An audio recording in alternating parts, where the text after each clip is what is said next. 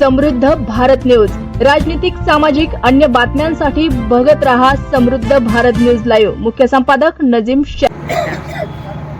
देगलूर नगरपालिकेची निवडणूक संपूर्ण महाराष्ट्रामध्ये एकाच वेळेस झाली। 2 दिवसापूर्वी झालेल्या निवडणुकीमध्ये निकालासाठी आपल्याला 18 दिवस प्रतीक्षा करावी लागली। त्या 18 दिवसामध्ये अनेक जणांनी फेसबुक आणि व्हॉट्सअपच्या माध्यमातून राष्ट्रवादी काँग्रेस पक्ष निवडून येऊ शकत नाही अशा वल्गना केल्या, परंतु 21 तारखेला निकालाच्या दिवशी देगलूरकरांचा खरा कोण लोकांना कळाला। या निवडणुकीमध्ये महाराष्ट्र राज्याचे उपमुख्यमंत्री तथा आमचे राष्ट्रीय अध्यक्ष आदरणीय नामदार अजितदादा पवार यांच्या नेतृत्वाखाली महाराष्ट्रात निवडणुका झाल्या। नांदेड जिल्ह्याची जबाबदारी माननीय आमदार सत्तारामजी पाटील चिखलीकर साहेबांना दिली। साहेबांनी माझ्यासारख्या सामान्य कार्यकर्त्यांचा विश्वास दाखवून देगलूर शहराच्या निवडणूक सूत्रे माझ्या हातात दिली। एवढा मोठा विश्वास त्यांनी माझ्यावर टाकला आणि आपण सर्वांनी माझ्या विश्वासाला तडा जाऊ दिला नाही, याबद्दल आपल्या सर्वांचे मी आभार व्यक्त करतो।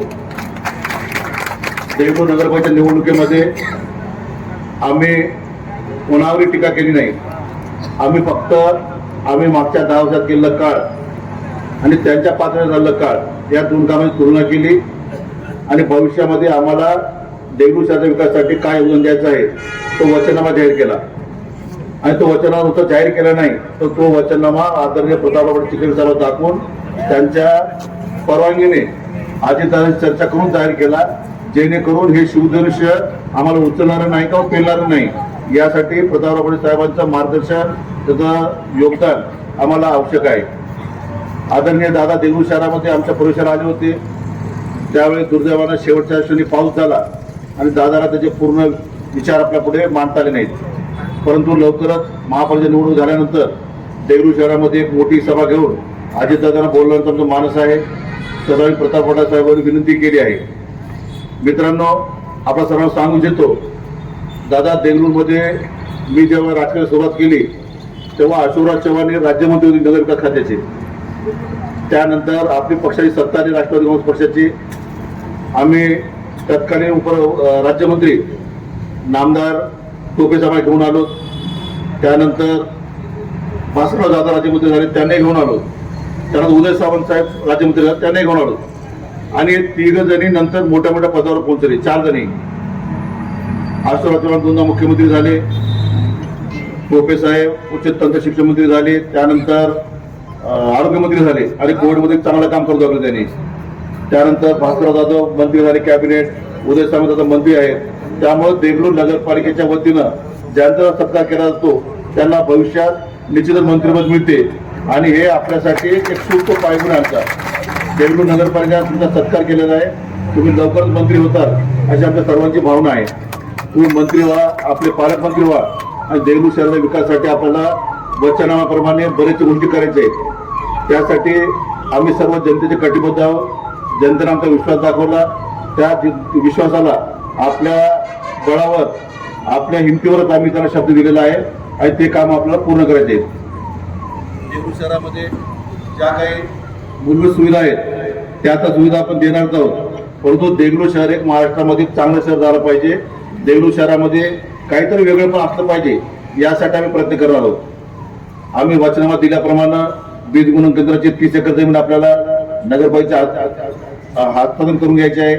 त्यासाठी कृषी खातं आपल्या पक्षाकडेच आहे।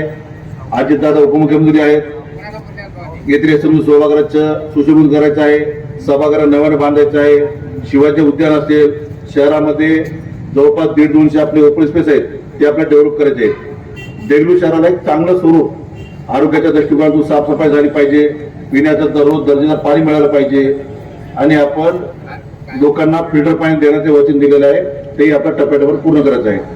विकास एक प्रक्रिया आहे, एका दिवशी पूर्ण होऊ शकत नाही, ती प्रक्रिया पूर्ण व्हायला वेळ लागतो प्रत्येक कामाला। त्यासाठी येत्या 2-3 महिन्यामध्ये आपण प्रत्यक्ष कामाला सुरुवात करू।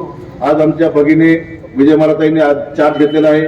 नवनिर्वाचित उपाध्यक्ष नगराध्यक्ष अंकुर देसाई झाले आहेत आणि सय्यद मोहिद्दीन साहेबांनी संतोष मधुकरराव नारलवा हे दोघं आपले स्वीकारच झाले। त्यामुळे सभागृहामध्ये आपला पूर्ण बहुमत आहे।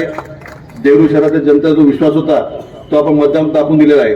आता फक्त आम्हाला कर्तव्य आमचं पार पाडायचं आहे। त्यासाठी व्यासपीठावर सर्व मंडळांना सहकार्य करण्याचं आहे।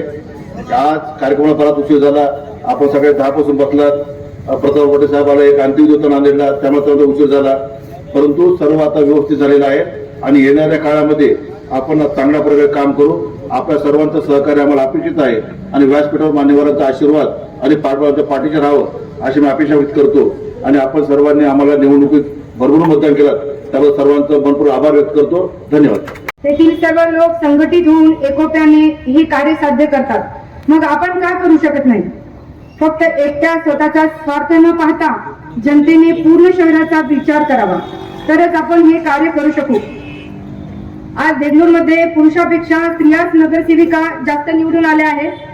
कारण की स्त्रीलाच माहित असतं की घर कसं स्वच्छ ठेवायचं, घरात आपल्याला काय काय आवश्यक असतं आणि नगरपालिका ज्या ज्या सुविधा म्हणून देते त्या स्त्रियांना जास्त गरजेच्या असतात. पाणी, रस्ते, स्वच्छता, नाल्या या सर्वांचा त्रास स्त्रियांनाच भोगावा लागतो. बहुधा परमेश्वराची हीच इच्छा असेल की स्त्री शक्ती जागृत व्हावी आणि सर्व लोकांचं कल्याण व्हावं. अनादी काळापासूनच पाहतो की स्त्री जेव्हा उभी राहते तेव्हा सर्व वाईट कृत्ये नष्ट पावतात. जशी विष्णूची शक्ती लक्ष्मी, ब्रह्माची शक्ती सरस्वती आणि शिवाची शक्ती दुर्गा, या तिन्ही शक्त्या आपल्या प्रत्येक स्त्रीमध्ये कार्यरत असतात. लक्ष्मीची शक्ती सर्व घराचं संगोपन करते, सर्व बजेट सांभाळते. सरस्वती शक्ती सर्व मुलांचं शिक्षणाचं पाहते आणि मुलांना स्वतःच्या पायावर उभं करते. आणि शिवाची शक्ती दुर्गा ही सर्व घरातील सर्व अरिष्ट नष्ट करते. तशीच पूर्ण शक्ती आपल्या स्त्रियांमध्ये कार्यरत असतात. ती शक्ती आपल्या सर्व स्त्रियांना जागृत करायची आहे. आणि एकदा स्त्रियांनी मनात करायचं ठरवलं की त्या ते काम करूनच दाखवतात. त्यामुळे आता सर्व नगरसेविकांनी ही शक्ती अंगात संचारून कामाला लागावे.